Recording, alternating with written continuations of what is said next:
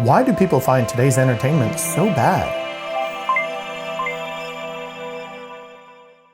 Well, folks, we're real blessed to have here Todd Hutchinson. He's an actor, a playwright, a screenwriter. He's very knowledgeable about Hollywood. He's worked with Steven Spielberg, and he happens to be blessed us here at Lamb Lion Ministries by being on staff. And I want to pose a very important question to him, because if you're watching, say, the new Rings of Power series or the She-Hulk series, or frankly, the entire Phase 4 of Marvel, you're noticing that our entertainment today has really gotten bad.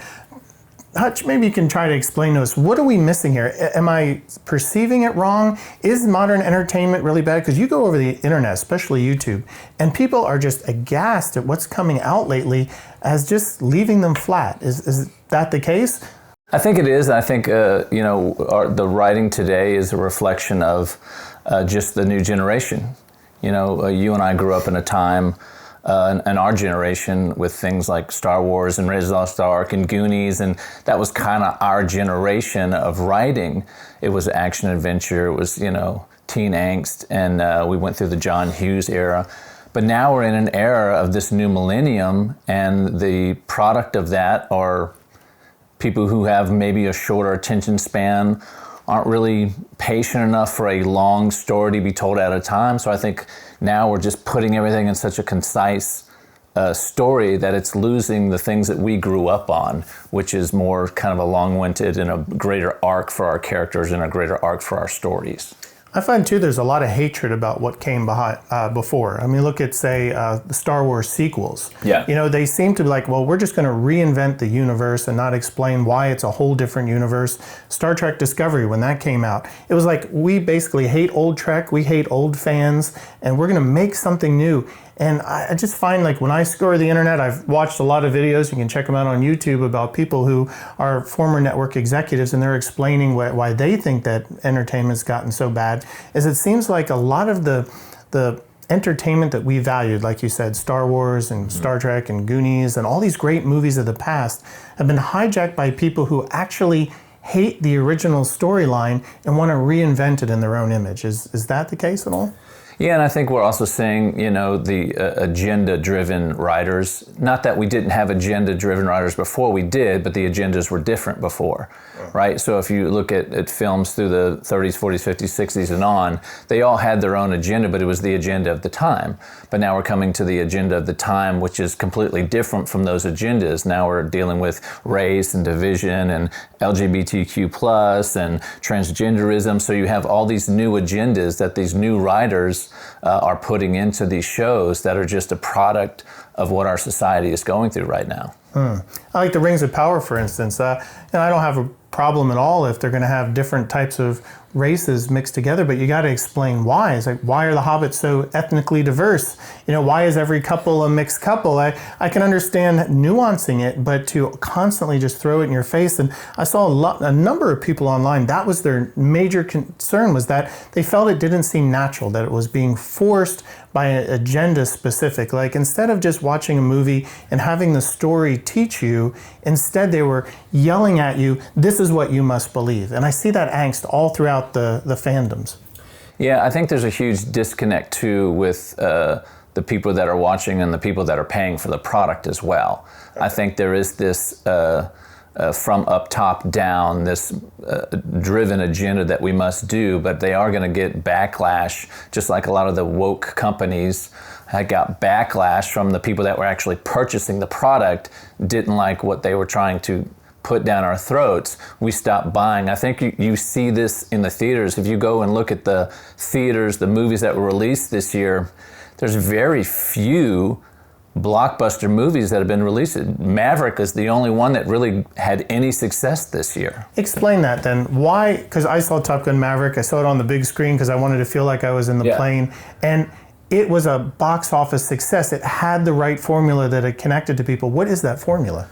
Well, I think, one, it attracted the generation that watched it originally. So you automatically had, 40, 50 million people that were going to go see it. But also the people that wrote it kept almost the kind of original storyline, the patriotic, underdog storyline that everybody enjoys. And there was this patriotism in the film that we hadn't seen in years in any film. And so I think the people that wrote this film and produced it knew that's what the audience wanted, and I think that's why it was so successful. That makes sense. List of things that different pundits, if you can call them, agents out there who've reviewed movies of today and television of today and said, man, it's just leaving us flat. Agenda, politics rather than story driven. Absolutely. They're more about an agenda than about the story. The millennial writers have no real world experience outside of watching TV to which to draw upon to write. They're also very immature, so they write like children. No offense to you millennials, but it's just a product of the age. The female heroes have to be perfect. They have to have no flaws whatsoever. I mean, they're Mary Sue's, as my daughter likes to call them. They have lazy writing because they want a quick, cheap payoff. You think that's there too? They insult and alienate the base fan base. They basically say, like when Masters of the Universe, the new He-Man cartoon came out, they basically said, we don't care about the fans in the past. Or you have Chris Evans, who came out about Lightyear and said that if the fans didn't agree with it, well, they're idiots. I mean, we've got the actors in them actually insulting the fans. Others say no new ideas left, no visionaries left, no set off for an appropriate payoff, a factory-type filmmaking process, no passion of the real subject matter as much as the fans have? Or do you think that as a society, as fans, we've just become spoiled rotten? I think there's a lot of factors. All those are right on. I would also add there's a lot of analytics in things that they produce now, just like we saw in sports, like in baseball with the money ball. They began to do analytics and create their teams based on the computer output of what they thought was good. That happens in Hollywood too. They create a formula that they think relates to the current system and society, and so they gear things towards that, but that isn't the base that's paying for the movies. Yeah. Right, and so I think there's a disconnect in their analytics of who normally goes to a movie theater and pays for the ticket and buys the popcorn. There's this disconnect because of their analytics, which is agenda driven. Okay. That this is how we need to make. I mean, you see commercials now, like you said, every couple's a racial couple or it's an LGBT couple, and there's very few normalcies you would look at the nuclear family that we're so used to in commercials anymore. And so and I think all this is driven by politics and analytics. There's an old movie that, again, was a classic, Blade Runner, and I read the book, Androids Dream of Electric Sheep, and they said that, and looking at the prophetic perspective of this, that societies eventually degrade. It's the word called entropy. In other words, that things wear out of energy and they degrade over time. And do you think as a society then, that our whole society, our art reflects who we are, and as a society, as we become morally more depraved, that our art is starting to reflect our immorality? Absolutely. I think we're inundated on a daily basis of the destruction of the Christian nuclear family. I think we see it in all aspects of our society. We see it in our products. We see it in our entertainment. The music industry is pretty much destroyed in a sense, other than country music, as far as material that's in the songs, and the phrasing and words that are in these songs are just horrible. And this is happening in every aspect. So I think, yes, we are seeing an absolute decline in morality, and I think it's purpose-driven. Okay. It's interesting, folks. So one of the signs that the Lord gives us about Jesus' soon return is signs of society, that it would decline over time to immorality. 2 Timothy 3:1-5 says that this is the characteristics of the end-time society. But know this, that in the last days perilous times will come, for men will be lovers of themselves, lovers of money, boasters, proud, blasphemers, disobedient to parents, unthankful, unholy, unloving, unforgiving, slanderers, without self-control, brutal, despisers of good, traitors, headstrong, haughty, lovers of pleasure rather than lovers of God, having a form of godliness but denying its power. And he warns, and from such people turn away.